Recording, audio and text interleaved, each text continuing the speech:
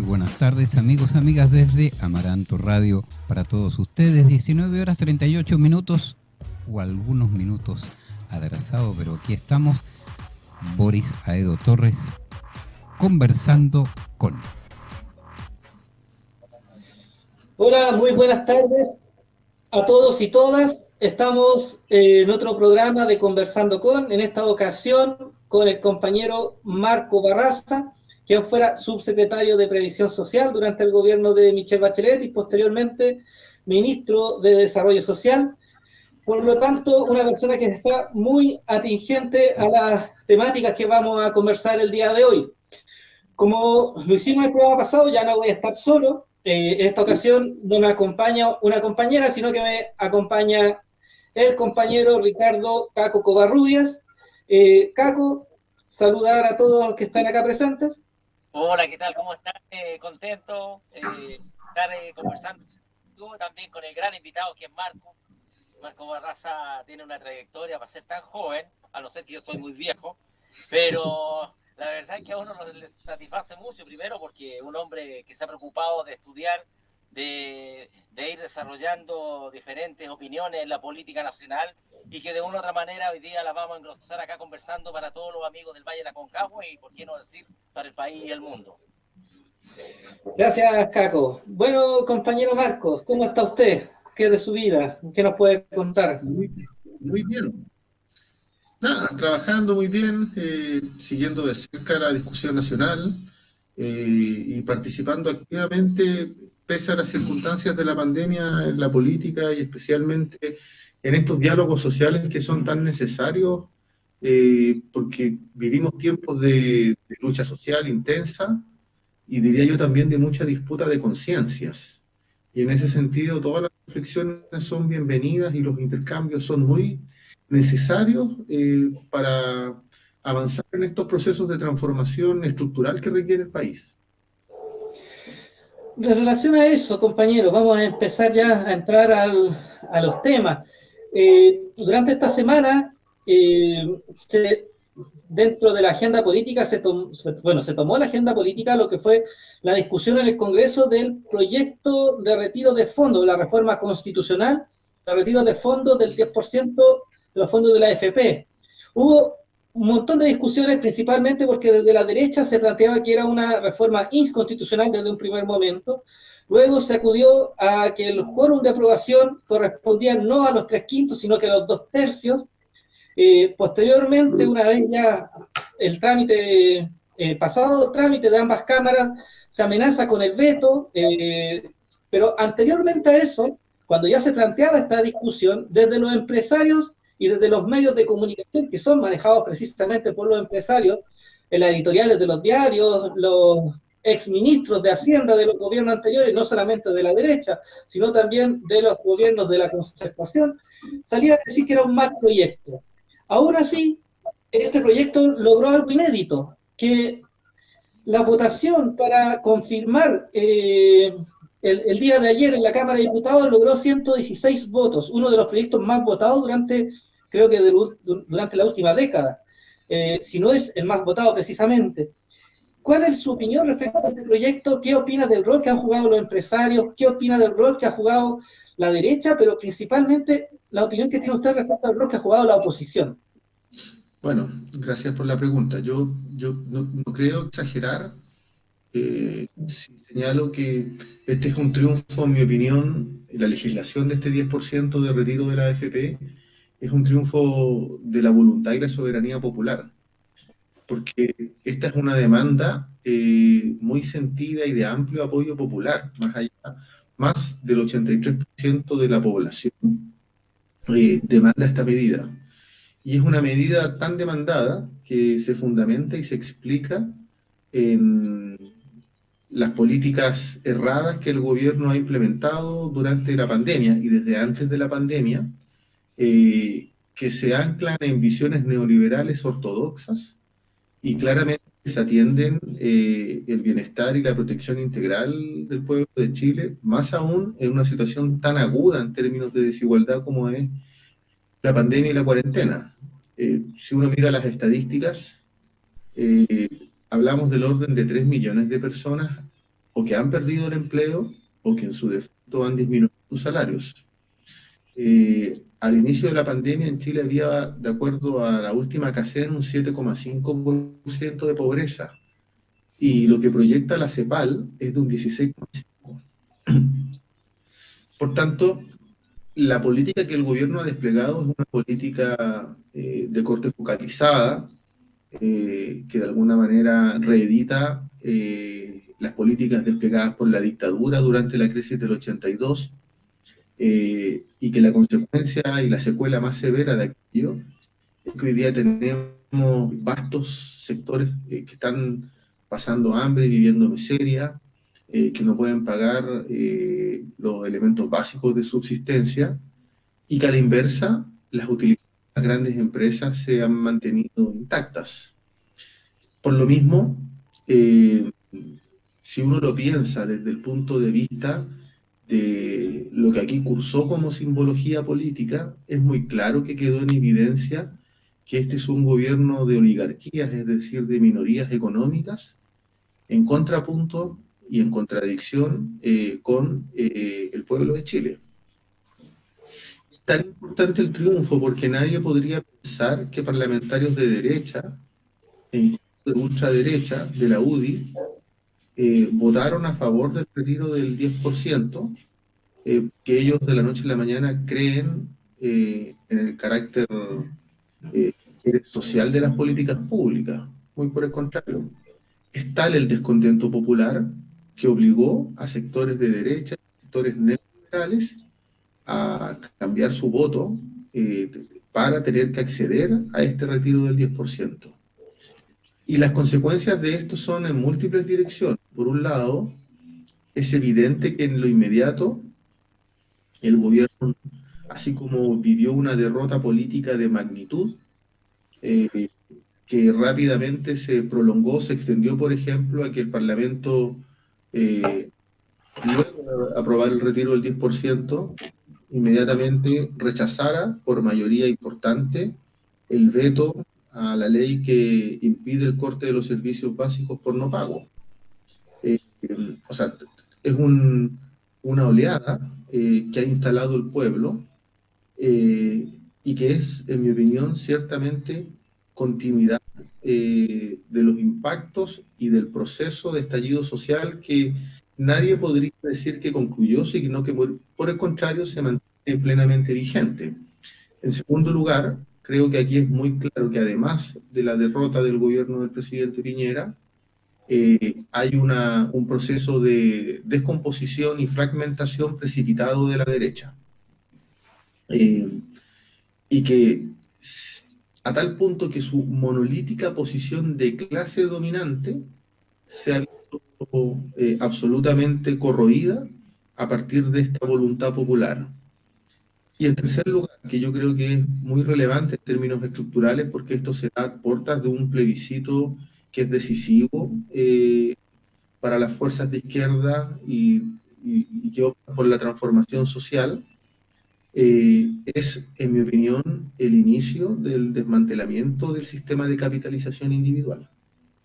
La discusión constitucional en el plano de cuáles son los derechos en materia de seguridad social, no tengo ninguna duda que va a estar marcada por la necesidad de que Chile adscriba a un modelo de reparto, que Chile, sin lugar a dudas,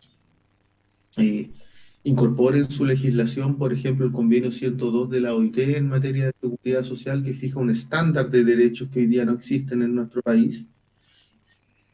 Y creo que en definitiva marca un antes y un después desde el punto de vista del temor que habitualmente la derecha y los dueños de los medios económicos infunden sobre la ciudadanía. Fíjense ustedes que antes de que se votara bajaron la bolsa, es decir, el terrorismo económico habitual. Los grandes empresarios sacaron una declaración, un inserto en el Mercurio, que buscaba infundir miedo. Pese a todo eso, la protesta popular se dejó sentir en las calles, en los bocinazos, en los cacerolazos. Es decir, aquí hay una voluntad popular que se va a seguir expresando y que se va a manifestar con más fuerza, porque, digámoslo, este es un triunfo político de alta simbología, pero la situación económica de las familias y de las trabajadoras y de los trabajadores no se va a modificar sustantivamente. Sabemos que el retiro del 10% en muchos casos reporta unos cuantos miles de pesos, pero no es algo que les vaya a cambiar la vida a las personas.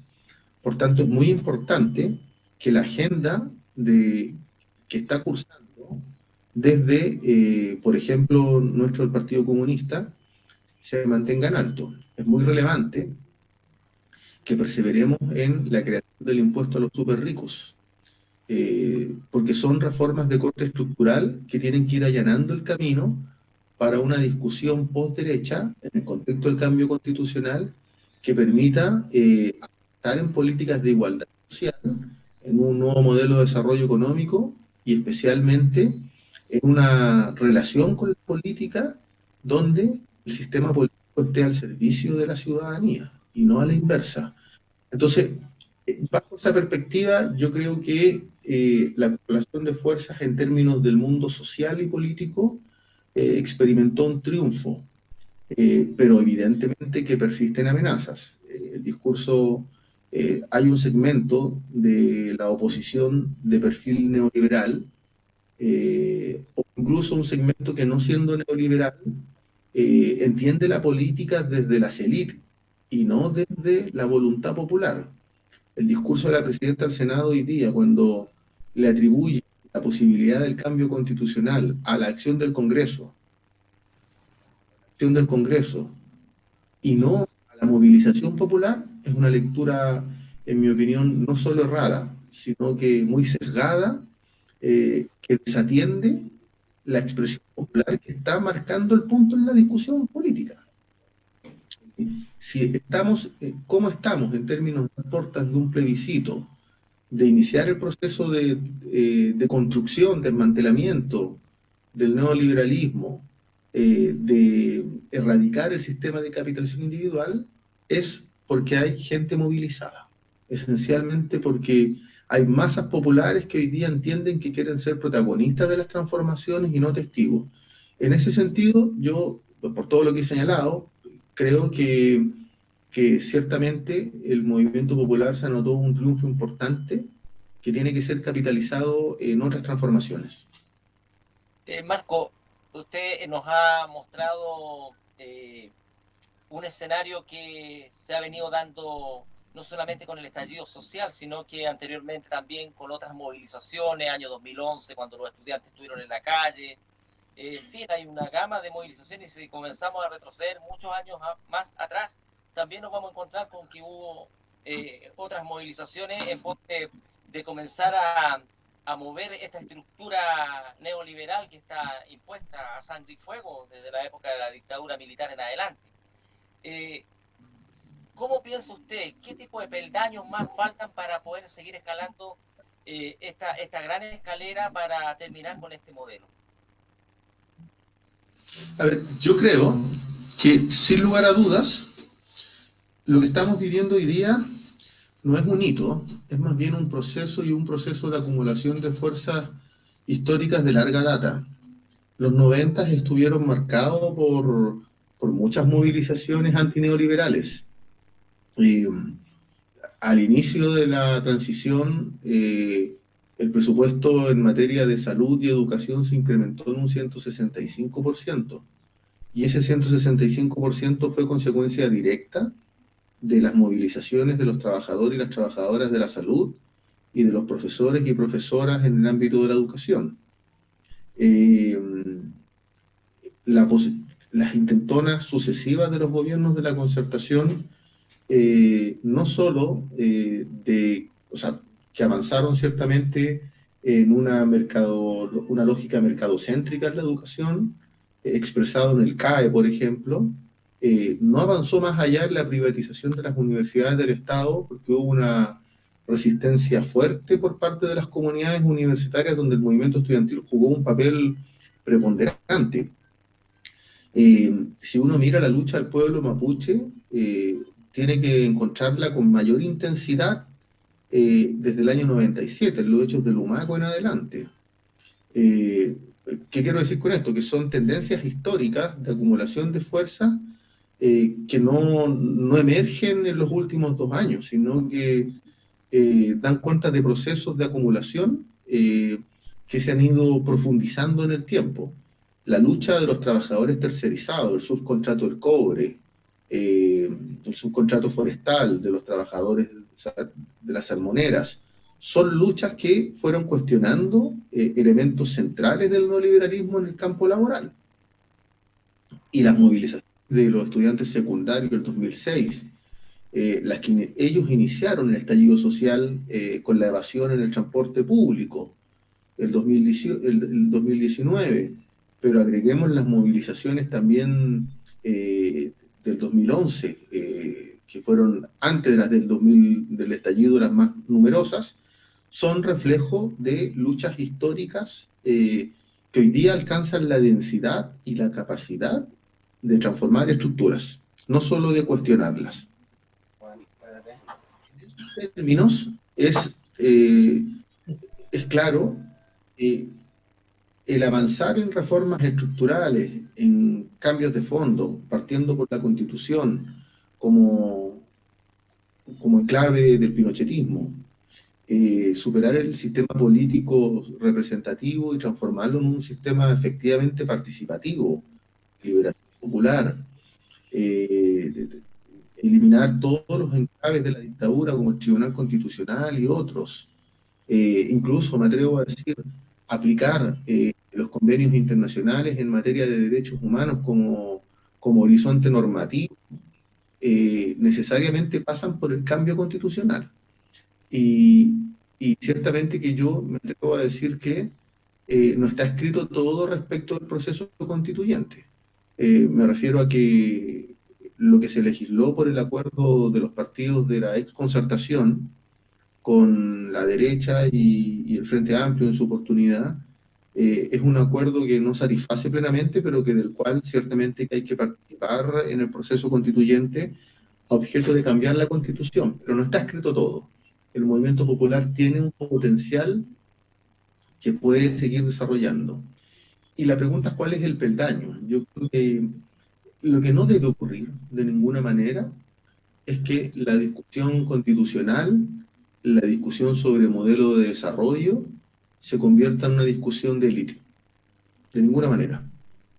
Esto tiene que ser una discusión popular. El que hayan participado cerca de 2 millones de personas en el plebiscito comunal que se hizo el año pasado, en 146 municipalidades, donde al centro se puso salud, educación, seguridad social para la nueva constitución. El que en el contexto del estallido social se haya dado asambleas autoconvocadas para el proceso constituyente en todo el país, las masivas movilizaciones, la desobediencia civil, son expresiones de lucha social que tienen que mantenerse en alto. Que claramente son el fundamento para las transformaciones. Ahora bien, aquí viene una discusión profunda y creo que lo central es evitar la fragmentación del movimiento social y buscar la mayor cantidad de sinergias posibles entre el movimiento social y el mundo político, pero con un cuidado y resguardo. No para asimilar al mundo social al mundo político y a una lógica de negociación en la medida de lo posible.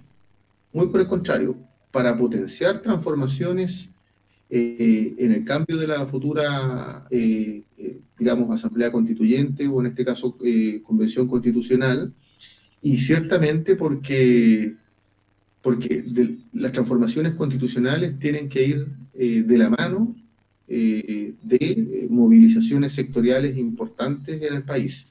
Entonces, si cambiamos la Constitución, podemos redefinir también el orden económico social imperante. Y ciertamente que lo que activa la voluntad de cambio es que las políticas neoliberales tienen sofocada y angustiada a la población. Ese es un elemento central. Y la pandemia lo ha desvelado con mayor nitidez aún. Compañero, volviendo al tema del rol que han jugado los medios de comunicación, que ha jugado la derecha, los sectores más duros de la derecha, más conservadora, en respecto al proyecto de ley de la AFP. El día de hoy, si no me equivoco, salía una columna o una noticia respecto a lo que señalaba desde el Banco Scotiabank en relación a que el proyecto no iba a ser dañino finalmente, sino que, por el contrario, iba a beneficiar al país en términos de que iba a permitir que hubiese mayor circulante, por lo tanto, iba a propiciar una reactivación económica. En ese sentido, ¿por qué una vez que ya se aprueba el proyecto, desde la banca, que es privada en este caso, sale este tipo de declaraciones y antes en general los grandes empresarios decían que iba a ser dañino para la economía? ¿Cómo uno puede explicarle a la gente que la campaña del terror finalmente pasa de transformarse de campaña del terror ahora a un beneficio para la economía? ¿Cómo la gente puede entender ese discurso que se está planteando y que finalmente es a través del cual se hacen eco todos los medios de comunicación y uno lo ve todos los días en los matinales con distintos exponentes? Yo leí la misma noticia que usted y es evidente, a ver, yo creo que la ciudadanía, el pueblo en general, lee con profunda desconfianza todo lo que pueda decir las AFP, los bancos, el sistema bursátil, porque no cabe duda que las grandes utilidades de esas entidades económicas es fruto de la especulación. Y los perjudicados de esa especulación son los trabajadores y las trabajadoras. Lo voy a ejemplificar de esta manera. Cuando se discutió la ley, lo que yo digo mal llamada Ley de Protección del Empleo, que es la suspensión de la relación laboral en el contexto de la pandemia y el pago salarial con cargo al seguro de cesantía, las mismas grandes empresas que se sumaron a esa legislación estaban sacando como Cencosud utilidades de 80.000 millones de pesos. Es decir, no había ningún riesgo en términos de su ganancia. Y lo que estaban cautelando era su ganancia y traspasarle los costos a los trabajadores y a las trabajadoras. Por tanto, ese tipo de inconsistencias como la de Scotiabank son inconsistencias que en general las chilenas y los chilenos, a diferencia del pasado, que tal vez las leían con una actitud más crédula, hoy ciertamente que las ven con la justa desconfianza que corresponde. Y creo que eso, sin lugar a dudas, da cuenta de un proceso de conciencia creciente. Yo soy psicólogo, que decimos de darse cuenta, de insight, pero creo que lo de fondo es que lo que estaba defendiendo la banca, lo que estaba defendiendo la AFP, era que no hubiese un golpe tan profundo al sistema de AFP. Incluso a sabiendas de que el retiro de aproximadamente 20.000 millones de dólares, que es lo que se estima, iba a significar, como usted se iba a traducir, como usted mismo lo señala, compañero, en mayor circulante y reactivación de la economía. Porque hoy día es un dato de realidad que la gente no puede consumir lo básico y ahora va a tener un pequeño, digo, respiro para satisfacer esas necesidades o pagar deudas. Entonces, el sistema económico bursátil se autoprotege mismo y actúa de manera camaleónica. En la parlamentaria, para aprobar el retiro del 10%, hubo 13 parlamentarios de derecha que votaron a favor en la Cámara. En la segunda votación, cuando se ratifica en la Cámara, no sé cuánto fue el número definitivo de derecha, pero claramente más que se triplicó. ¿Qué significa eso? Que el gobierno tuvo una derrota de magnitud y que hoy día los actores del mercado financiero están tratando de desligarse de esa derrota. Están tratando de desvincularse y de ponerse falsamente en la vereda del interés social. Lo digo porque Scotiabank también debería declarar que aumentar el CAE como medida que ha propuesto el gobierno para los sectores de ingresos medios no es otra cosa que mayor endeudamiento, pero ahí no reclaman, porque eso claramente los beneficia.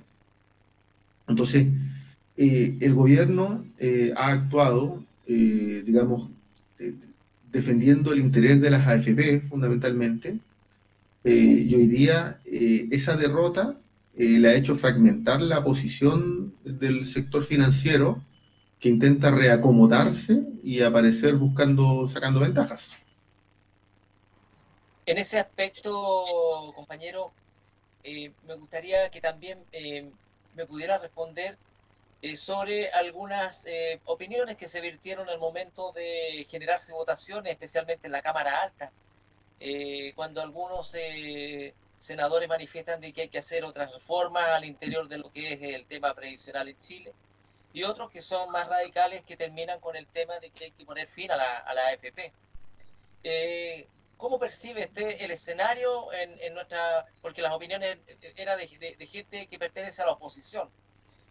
¿Cómo percibe usted que puede de aquí en adelante llevarse esta tarea de realmente dar respuesta con respecto al tema de la situación de pensiones en nuestro país, con gente que tiene diversas visiones frente a este tema, a esta temática? Yo pienso que en general, y para infortunio de todos y todas, todavía hay sectores en la oposición que tienen una matriz neoliberal muy marcada.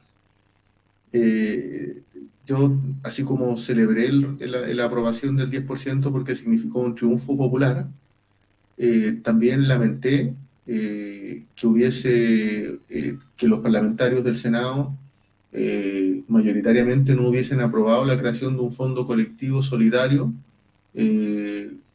como mecanismo iniciático de un sistema de reparto, con cargo a las AFP, a los fondos emposados de la AFP, del Estado y de los empleadores. Y en mi opinión, es reflejo de cómo el poder de las AFP, del mercado, incide demasiado de las grandes empresas en sectores de centro y neoliberales. Yo, yo creo que con todo es un triunfo importante, pero es un triunfo que puede tener potencial y puede proyectarse si efectivamente la movilización social se mantiene en alto. Si esto se convierte en un espacio deliberativo del Congreso, no le veo posibilidades. Ahora, la buena noticia es que yo creo que este ha sido un momento en el debate de pensiones que ha hecho tomar conciencia, ha posibilitado mucha conciencia en vastos sectores de la población. Así como la gente ve en la farmacéutica y en las farmacias usura pura, en las AFP no ve otra cosa que abusos permanentes, y yo creo que ya existe conciencia plena de que reformas cosméticas, de baja intensidad, de regulación del mercado, no van a generar buenas pensiones, y que lo que se requiere es un sistema de reparto integral. Yo creo que en ese sentido, el mundo social, nosotros comunistas no debemos hacer todo lo posible porque la discusión sobre pensiones se dé en el contexto de un debate constitucional, esencialmente, no desvincularlo de ese proceso ciertamente fortalece las posiciones neoliberales. Bueno, estamos esta tarde con Marcos Barraza, ex ministro de Desarrollo Social del gobierno de la presidenta Bachelet. Estamos por Amaranto Medios, puede vernos por Facebook Live o escucharnos a través de nuestra plataforma www.amarantomedios.cl. Compañero Barraza, le tengo otra consulta, porque creo que en vista del rol que usted cumplió durante el gobierno pasado en este tema de ministro de Desarrollo Social, este gobierno destacó durante una parte, o trató de resaltar la labor que desarrolló precisamente su sucesor, en este caso Sebastián Sichel, y posteriormente lo premió mandándolo al Banco de Estado como presidente. No obstante, nosotros podemos decir que las medidas que se han aplicado desde el ministerio, que apuntan precisamente a la labor social, no han sido las adecuadas. ¿Qué opinión tiene usted respecto a esas medidas? ¿Y qué opinión también tiene respecto a lo que hoy día, también lo leí en la mañana cuando hablaba el ministro Briones, respecto a algo que usted señaló durante su intervención, el rechazo que hubo en el Senado y en la Cámara de Diputados también, a este fondo solidario que se tenía que crear para recuperar lo que se iba a extraer ahora de la AFP?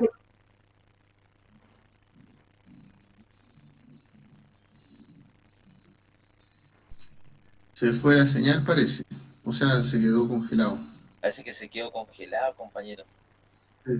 Si no escuché la última parte de la pregunta, pero puede que vuelva rápido. ¿Ya?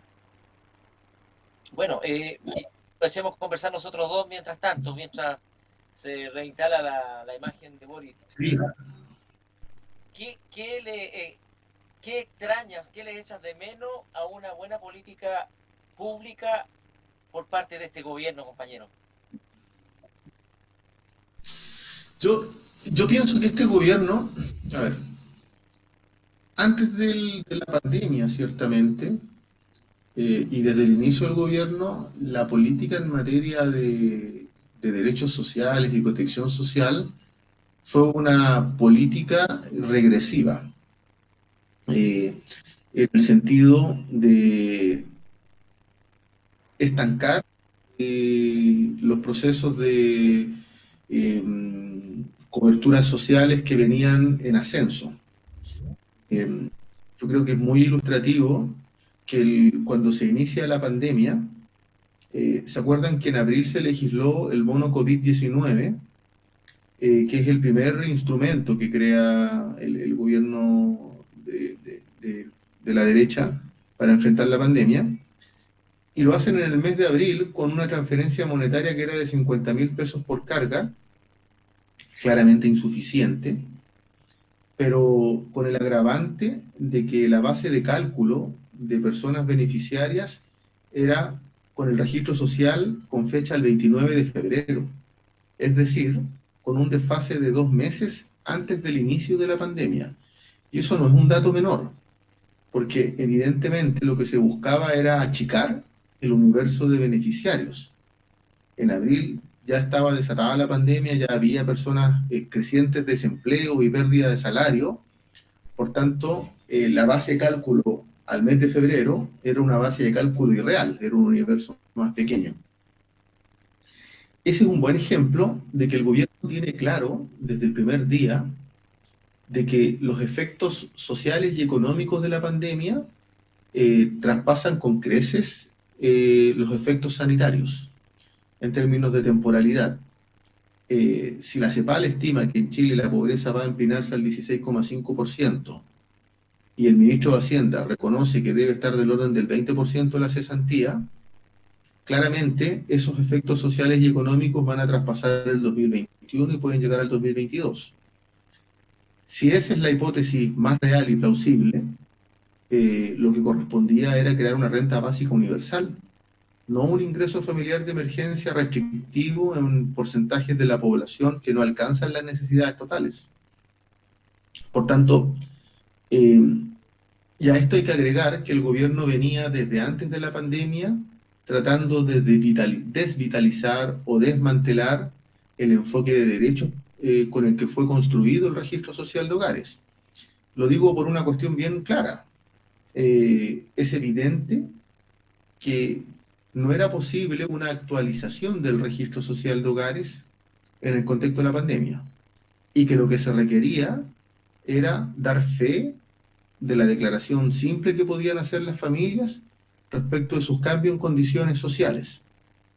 Y el gobierno privilegió la burocracia. Si uno mira las políticas del gobierno, tanto el ingreso familiar de emergencia 1 como el ingreso familiar de emergencia 2 o el plan clase media protegida, si bien en el caso del plan clase media protegida, lo que promueven es endeudamiento, es decir, generar mayor, digamos, dependencia de la banca. En el caso del ingreso familiar de emergencia 1 y el ingreso familiar de emergencia 2, se le mintió a la población. Se les dijo que se iba a usar el registro social de hogares en circunstancias que lo que se usó, y lo establece el artículo 2 de las dos leyes, es un indicador socioeconómico de emergencia, que es un instrumento focalizado que creó el gobierno para asignar recursos en esta coyuntura. Entonces, visto así, uno pudiese decir que las políticas que el gobierno ha desplegado desde el inicio de la pandemia son políticas de bajas transferencias monetarias, están por debajo de la línea de la pobreza por familia. La línea de pobreza por familia está en los 467.000 pesos, y el ingreso familiar de emergencia fijaba un tope de 400.000 y fijaba muchas restricciones para quienes podían acceder. Dejaba fuera pensionados, 1 millón de pensionados, dejaba fuera familias que tenían ingresos de hasta por sobre los 400.000 pesos. En consecuencia, que es la segunda, digamos, problemática severa desde el punto de vista de no tener enfoque de derecho, que es una política que le llega a pocos sectores de la población. En tercer lugar, estamos hablando de un gobierno que ha acentuado la burocracia, y en cuarto lugar, que ha extremizado las políticas de focalización. ¿Y cuál es el propósito final? El propósito final, en mi opinión, es que acortar al máximo los derechos, las coberturas sociales, porque en la medida que se cristalizan coberturas universales, es difícil que esos derechos después se retrotraigan. Más aún cuando la pandemia, los efectos económicos y sociales de la pandemia se van a extender más allá del 2021. Entonces, las soluciones que se requieren son resoluciones estructurales.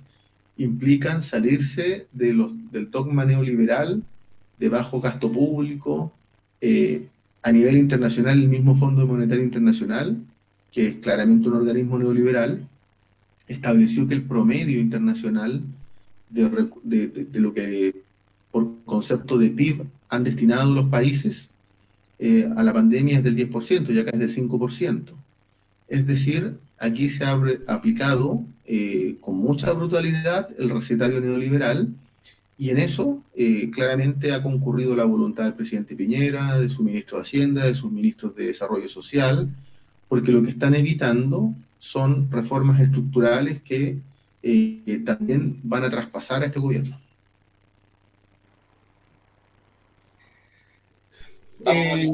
Ahora sí, perdón, no sé qué problema tuve, pero es típico de este tipo de conexiones. Bueno, respecto a lo que estaba planteando, me quedo con lo último, cuando plantea que hay que buscar soluciones estructurales. Bueno, finalmente las soluciones estructurales, quieralo o no, están marcadas por la Constitución que nos rige, que es la de 1980, y a la cual la derecha dice que hay que modificarla, pero cuando se tiene quórum, ellos acusan de que cualquier reforma que se intente es anticonstitucional o no responde a los intereses de la Constitución, y amenaza con acudir al Tribunal Constitucional. Ante eso, el Partido Comunista se ha desplegado a través de una coalición que es Unidad para el Cambio, principalmente como eje articulador, y posteriormente el Apruebo Chile Digno y el Pliego Popular, que fue lo último donde se aglomeraron una gran cantidad de partidos que manifestaron una voluntad. Ahora, ¿cómo se puede hacer para que esa cantidad de organizaciones políticas y sociales que firman estos manifiestos, estos pliegos, efectivamente tengan una representación que se plasme en esta convención constituyente, que posteriormente, bueno, esto primero tiene que pasar por la aprobación en el mes de octubre, pero sabemos que hay un alto porcentaje que prácticamente señala que esto se va a aprobar, y que posteriormente hay que ir a pelear por ese tercio o 2 tercios para lograr de alguna manera hacer estos cambios estructurales.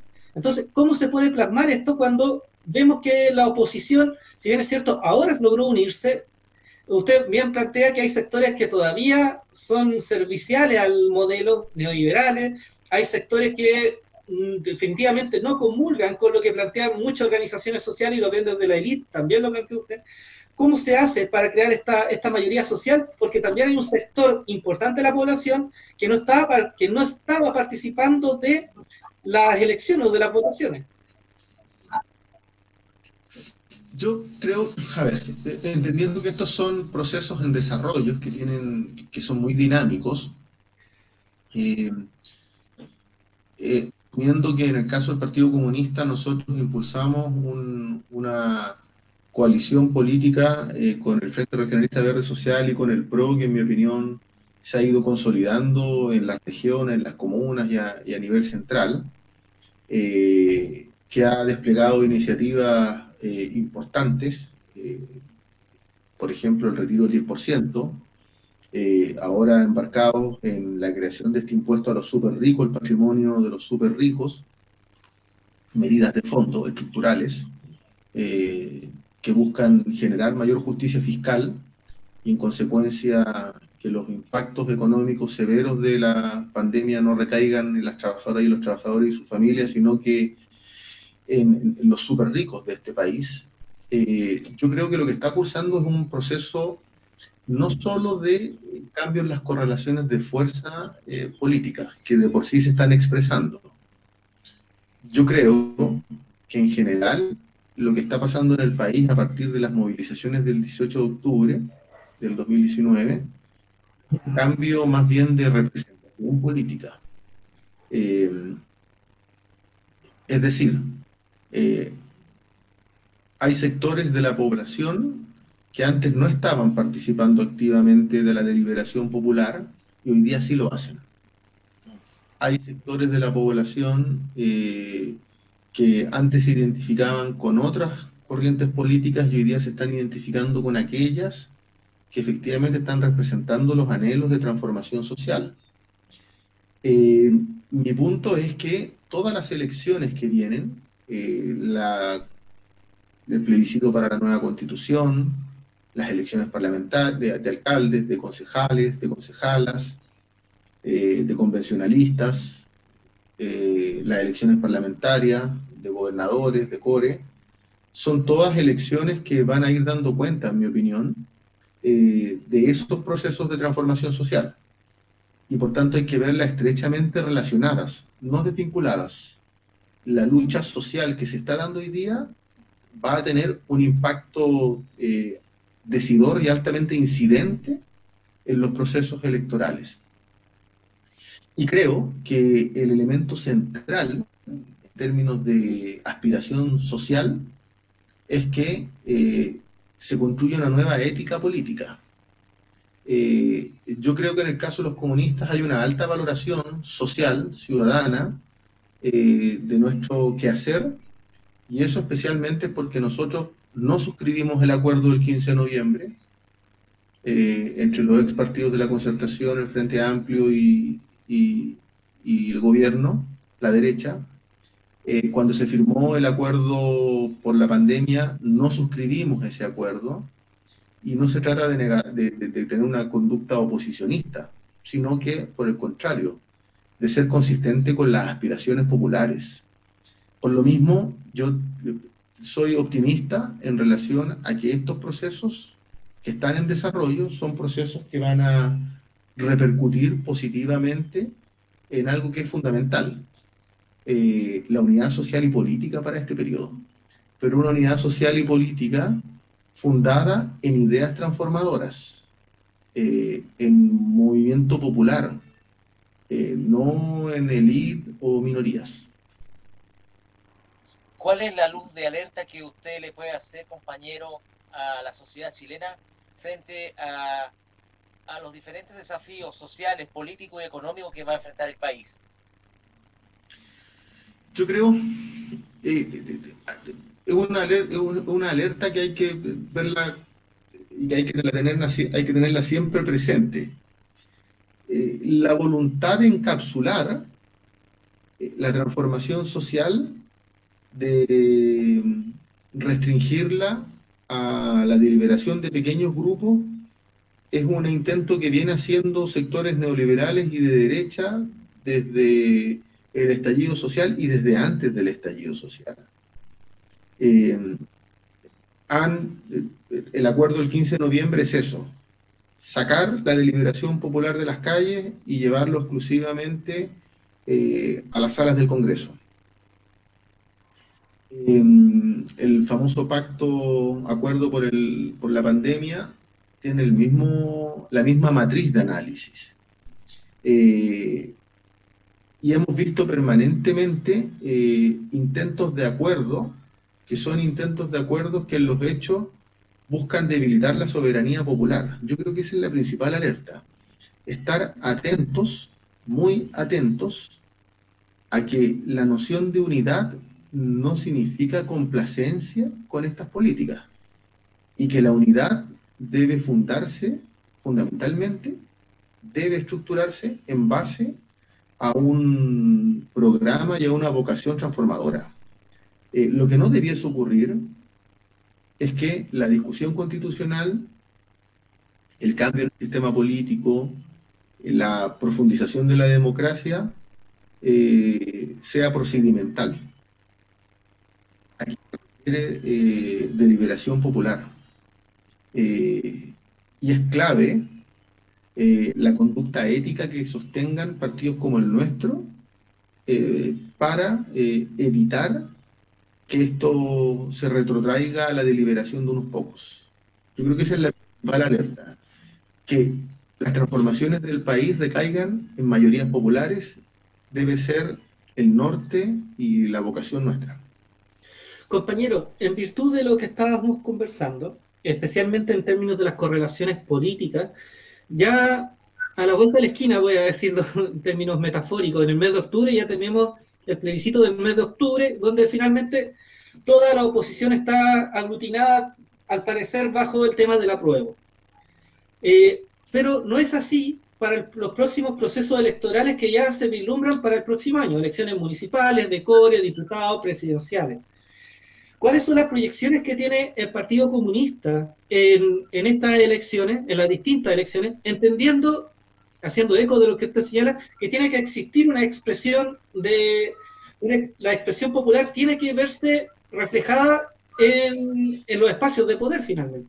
La expresión social tiene que tener una expresión política y cómo esta se puede materializar, principalmente que sea materializada por aquellos sectores que efectivamente quieren una transformación del modelo, o un cambio del modelo, mejor dicho.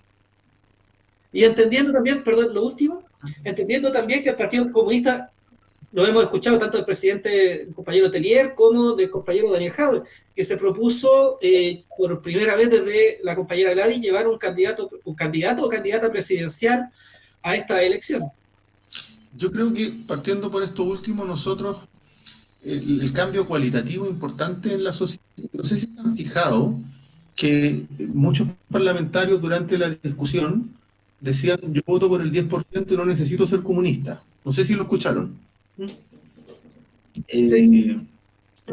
Porque yo creo que el subtexto de eso y la preocupación que le emerge a sectores neoliberales o de otras oposiciones es que las demandas que ha representado el Partido Comunista son demandas plenamente representativas de la sociedad chilena y que se meten en lo neurálgico de las desigualdades sociales, de las inequidades y de los abusos. Por eso son demandas que hacen tanto sentido. Y la consecuencia electoral de eso es que nuestro partido tiene un potencial electoral que ha ido creciendo en el plano concejalías, de alcaldes, de parlamentarios y presidenciales incluso, algo que en otras oportunidades no teníamos. Y eso es la consecuencia de una política que viene madurando y que se ha venido desarrollando con mucha claridad. Bajo esa perspectiva, lo que es, en mi opinión, altamente determinante es que nosotros entendamos, o que nuestro accionar político sea un accionar que no fragmente las luchas sociales de las luchas electorales, que asuma que la disputa de conciencias es clave. En Chile hay ollas comunes en todas las comunas de nuestro país. Son expresión y reflejo no solo de solidaridad en el contexto de la pandemia, que de por sí es muy importante, sino que también dan cuenta de un proceso de conciencias que ha ido madurando. Y en eso, nosotros como partido hemos tenido una participación activa. Lo señalo porque aquí se trata de tener ideas justas para transformar la sociedad, de tener conexión social que permita esa transformación, y algo que es muy importante, tener una ética en el proceder político que segurice a la ciudadanía. Y en ese quehacer, yo creo que hemos transitado correctamente. Ahora, lo que viene es de un dinamismo extremo. Ciertamente que las amenazas por parte de la derecha se van a ir incrementando. La violencia por parte de la derecha ya se está dejando sentir. Fíjense ustedes que en el contexto del 10% hubo una concejala en Las Condes que habló de un estallido militar. Fíjense ustedes que han sido detenidos dirigentes sociales en el contexto de las ollas comunes. El gobierno ha desplegado iniciativas contrarias a la democracia. Una modificación legislativa al sistema de inteligencia que le da poder al Ejecutivo. Atribuciones para las Fuerzas Armadas en el contexto de catástrofe que claramente son deliberantes desde el punto de vista del poder político. Es decir, hay amenazas a los derechos civiles y políticos que dan cuenta de un gobierno que solo se mantiene en el poder a partir de una lógica autocrática y que es atentatoria contra una noción más integral de democracia. Y en esa perspectiva, lo que está cursando es claramente una lógica autoritaria para detener las transformaciones sociales. Por lo mismo es clave que nuestros procesos se sostengan en la convicción del movimiento de masa. Eso es muy clave. En la claridad del movimiento de masa. Es fundamental, y aquí nombro dos actores, que el movimiento sindical se fortalezca mucho más. Y es clave que ese movimiento sindical tenga vasos comunicantes con el mundo territorial más estrechos. En esta misma concatenación de elementos que nos han explicado, compañero, ¿cuál es el llamado que le hace a nuestro pueblo en general, más allá de todas las herramientas represivas que ha venido implementando el actual gobierno? ¿Y cuál es el llamado también que hace usted ver con respecto a la participación del rol que deben cumplir los medios de comunicación en nuestro país? Yo creo que parto por lo último, uno de los elementos centrales de una democracia plena es que exista pluralismo. Y en Chile estamos lejos de tener pluralismo. El pensamiento único que articulan los grandes medios de comunicación es un pensamiento completamente funcional a las políticas neoliberales. Hay una concentración de medios que tiene que ser abordada en el plano de los derechos y entender que el acceso a la información también es un derecho social. Máxime cuando vivimos una sociedad digitalizada, de redes sociales, que ciertamente exige, desde el punto de vista de la democracia, que aquí no haya concentración en las políticas de los medios de comunicación. En esa perspectiva, aquí se vienen desafíos de proporciones. Estamos sujetos a una necesidad constante de ir ampliando las capacidades del movimiento social, de ir superando todos las fragmentaciones que puedan existir en el mundo social. Y en mi opinión, es un elemento central la disputa de conciencias. lo vinculo con los medios de comunicación. La ofensiva que va a desplegar la derecha o sectores neoliberales, a propósito, por ejemplo, de la noción de individual o de esfuerzo individual versus esfuerzo colectivo, son elementos centrales, por ejemplo, para la discusión sobre el sistema de reparto. Aquí se requiere que el movimiento social cope todos los espacios de discusión social. Y creo que en ese sentido, lo que se haga para efectos de alcanzar las máximas mayorías en el plebiscito es fundamental para cambiar, para consolidar la hoja de ruta de desplazamiento a la derecha, de desplazamiento a las políticas neoliberales y de construcción de una nueva institucionalidad y constitucionalidad. Cuando conversamos con compañeros del partido, siempre el tiempo se hace demasiado breve porque hay tantas cosas que uno puede comentar y discutir y plantear. Pero me quedo con una última pregunta, compañero, que es respecto a un tema que usted tuvo que haber visto durante el ejercicio de su ministerio, que era el tema del pueblo mapuche. ¿Qué opina usted de la política que ha implementado o si ha implementado alguna política este gobierno que no sea solamente la represiva respecto al pueblo mapuche y la situación que está viviendo el día de hoy con la situación de Celestino y con la situación que vive en términos generales? El gobierno desde el primer día que asumió el gobierno de derecha desplegó con el Plan Araucanía una política de represión, criminalización en las comunidades mapuches, que lo que suena parece que va pasando un carro de bombas, debe haber un incendio, por eso se interrumpe el sonido. Así que les pido disculpas. No está en mis manos. Vamos a esperar que pase para... Pero se escucha bien, en todo caso. Sí, ya. Lo que señalaba es que el gobierno desde el primer día desplegó una política de represión, de criminalización, de persecución del pueblo mapuche.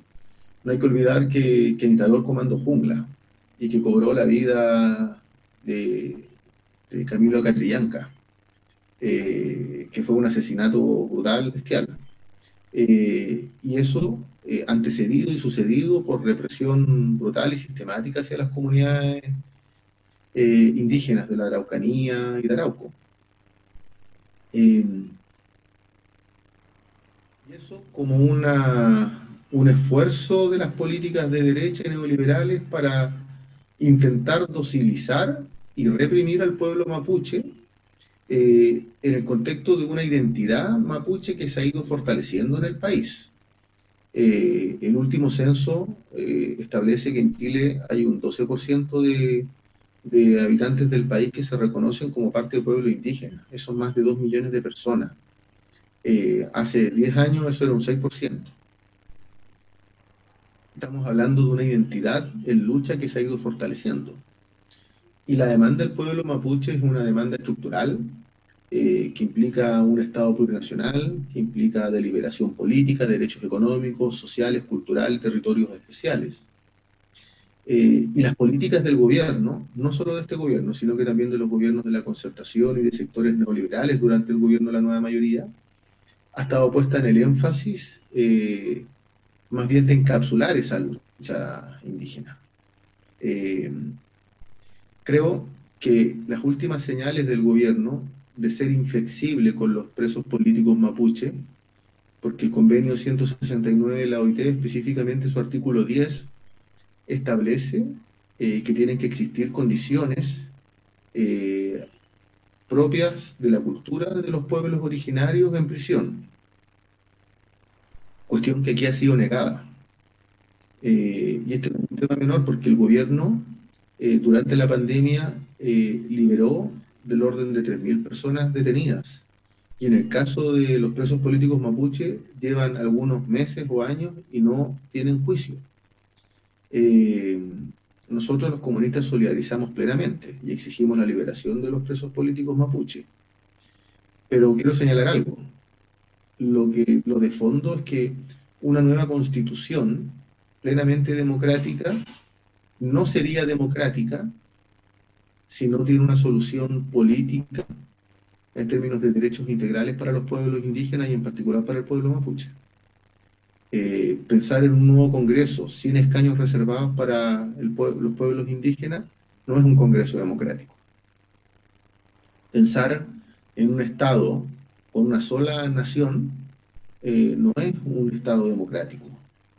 Los pueblos indígenas, en particular el pueblo mapuche, son naciones primeras que anteceden a la conformación del Estado de Chile y en consecuencia le asisten derechos plenos que esta Constitución, pero también las constituciones anteriores les han negado.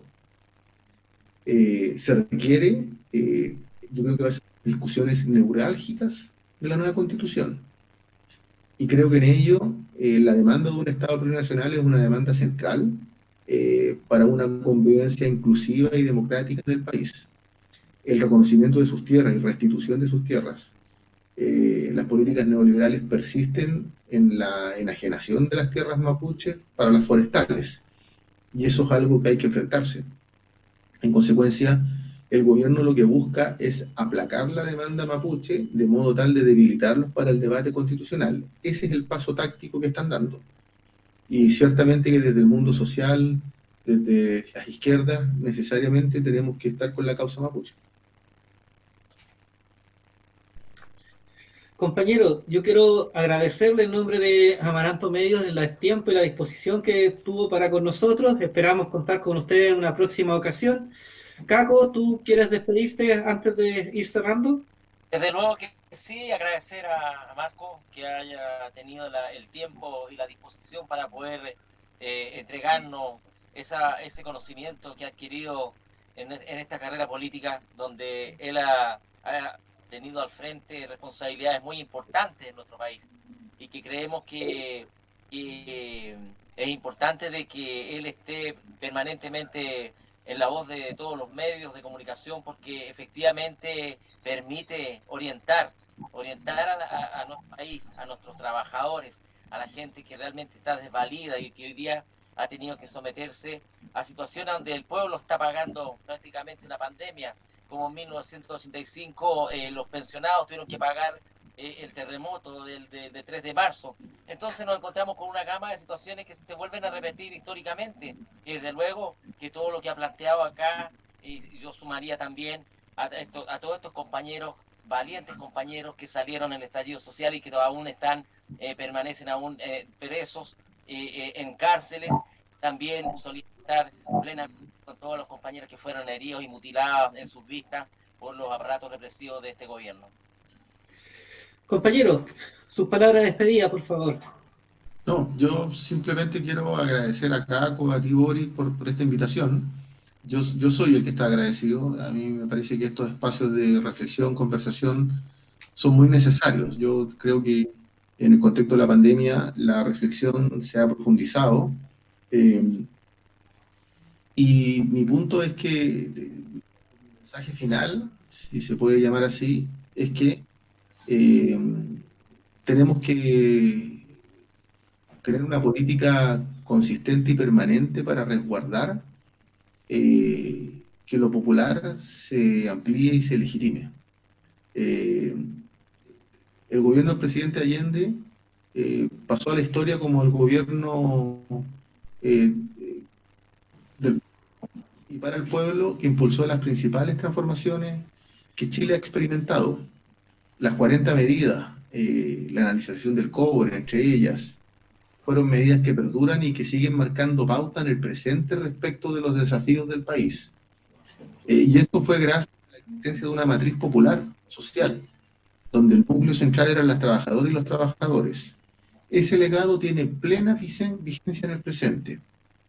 Y mi invitación es a que sigamos trabajando por consolidar estas mayorías sociales que permitan construir un nuevo momento y una nueva trayectoria para nuestro país en base a la igualdad social. Así que saludos a todas y a todos. Ya, gracias compañero, gracias Caco, gracias a todos quienes estuvieron conectados junto a nosotros, invitarlos para mañana para escuchar el programa América Latina Canta y Opina de Ricardo Caco Covarrubias a partir de las 11 de la mañana y dejarlos invitados ya para el próximo día miércoles que vamos a tomar en otro programa de Conversando con. Hasta luego, compañeros, muchas gracias. Claro, compañero. Hola.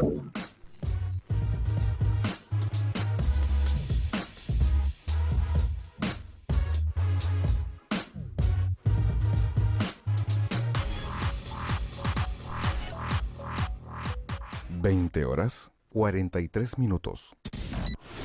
Estás escuchando Amaranto Radio. Estás escuchando Amaranto Radio desde la ciudad